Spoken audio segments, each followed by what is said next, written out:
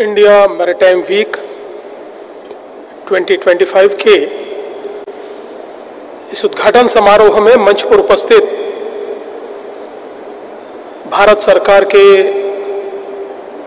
गृह एवं सहकारिता मंत्री आदरणीय अमित शाह जी, हमारे भारत सरकार के पोर्ट्स के मिनिस्टर श्री सर्बानंद सोनोवाल जी, हमारे साथी मुख्यमंत्रीगण, गुजरात से श्री भूपेंद्र भाई पटेल, ओडिशा से श्री मोहन चरण मांझी जी, गोवा से डॉक्टर प्रमोद सावंत जी, मेरे साथी उप मुख्यमंत्रीगण सम्माननीय श्री एकनाथ शिंदे जी, श्री अजित पवार जी, हमारे भारत सरकार के राज्य मंत्री श्री शांतनु ठाकुर जी, सभी महानुभाव और देश और दुनिया के अलग अलग भागों से यहाँ पर पधारे हुए सभी बहनों भाइयों, आप सभी का महाराष्ट्र की भूमि में मैं बहुत बहुत स्वागत करता हूँ। मैं भारत सरकार का भी आभार व्यक्त करता हूँ कि मध्य युग के भारत में जिन्होंने समुद्र की सामरिक और व्यापारिक ताकत को पहचाना,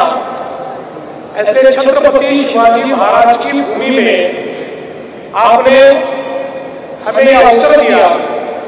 कि हम इस इंडिया मैरीटाइम वीक को होस्ट कर पाए। और मैं ये अपेक्षा व्यक्त करता हूं कि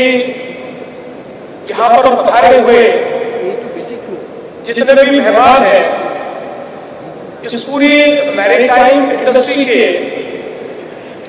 कैप्टन्स हैं, अलग अलग देशों के यहाँ पर पधारे हुए जो पॉलिटिकल रिप्रेजेंटेटिव्स हैं, ऐसे सभी की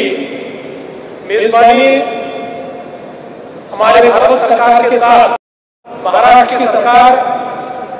ठीक ढंग से करने का प्रयास करेगी, ये विश्वास मैं यहाँ पर व्यक्त करना चाहता हूँ। हम सभी लोग जानते हैं कि देश की जो समुद्रिक ताकत है, जो मैरीटाइम पावर है, उसमें महाराष्ट्र करना चाहता हूँ। आज मुंबई जैसा शहर जो भारत की आर्थिक राजधानी के रूप में जिसको देखा जाता है, इसके आर्थिक राजधानी होने में यहाँ का जो मुंबई पोर्ट है और जो जेएमपी है, इसका एक बहुत बड़ा योगदान है। और आज देश के कंटेनर ट्रैफिक में सर्वाधिक योगदान ये मुंबई के पोर्ट्स और महाराष्ट्र के पोर्ट्स देते हैं, ये कहते हुए मुझे बहुत खुशी हो रही है। और मैं भारत सरकार का इसलिए भी आभार व्यक्त करना चाहता हूं कि अब भारत का सबसे बड़ा पोर्ट वाडवान पोर्ट, जो बनने के साथ ही दुनिया के 10 बड़े पोर्ट्स में से एक पोर्ट होगा, उसके निर्माण की शुरुआत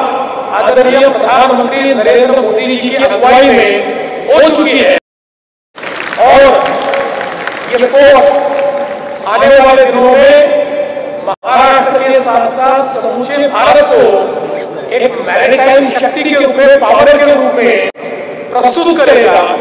और ग्लोबल ट्रेड में और ग्लोबल सप्लाई चेन में भारत की सहभागिता को नए सिरे से व्याख्यायित करेगा। इसलिए मैं भारत सरकार का बहुत बहुत आभार व्यक्त करता हूँ। और इस पोर्ट के निर्माण से हमारे मैरीटाइम सेक्टर में महाराष्ट्र में असीमित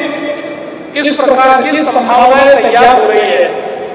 मैं ऐसा मानता हूं कि पोर्ट डेवलपमेंट का जो मॉडल हमने पूरे विश्व में देखा, हमारे प्रधानमंत्री जी के मैरीटाइम विजन में और अमृतकाल मैरीटाइम विजन में ये पोर्ट एक बहुत मील का पत्थर साबित होगा। महाराष्ट्र में हम लोगों ने लॉजिस्टिक्स और ब्लॉकचेन इन दो क्षेत्रों में हमारी सामरिक शक्ति को और हमारी मैरीटाइम ताकत को किस प्रकार से हम लोग एक्सपांड कर पाए, इसके ऊपर भी बहुत अच्छा काम किया है। उसमें कई पॉलिसी इनिशिएटिव हमने लिए हैं और अब हमारे आदरणीय प्रधानमंत्री इन्होंने जो एक मार्ग दिखाया है कि जिसमें शिप बिल्डिंग में महाराष्ट्र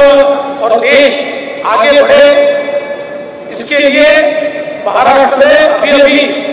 एक महाराष्ट्र शिप बिल्डिंग पॉलिसी 2025 ये शुरू की है और इस पॉलिसी के तहत एक बहुत ही रोबस्ट पॉलिसी फ्रेमवर्क हमने शिप बिल्डिंग के क्षेत्र में समूचे जो उनकी उसकी इकोसिस्टम तैयार करने के लिए सभी ऑपरेटर्स के लिए और सभी निवेशकों के लिए तैयार किया है। मैं आज के इस मौके पर ग्लोबल कम्युनिटी को और हमारे भारत के निवेशकों को भी इनवाइट करना चाहता हूं कि आइए असीमित संभावना से भरा हुआ हमारा महाराष्ट्र, असीमित संभावना से भरा हुआ हमारा भारत, ये एक नई मैरीटाइम पावर के रूप में अब प्रधानमंत्री जी के नेतृत्व में उभर रहा है और इस उभरते हुए भारत में आप भी अपना योगदान दे सकते हैं और इससे लाभान्वित भी हो सकते हैं। मैं फिर एक बार महाराष्ट्र की ओर से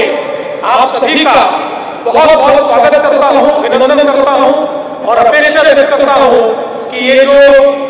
इंडिया मैरीटाइम वीक है ये बहुत ही यशस्विता के साथ हम लोग संपन्न करेंगे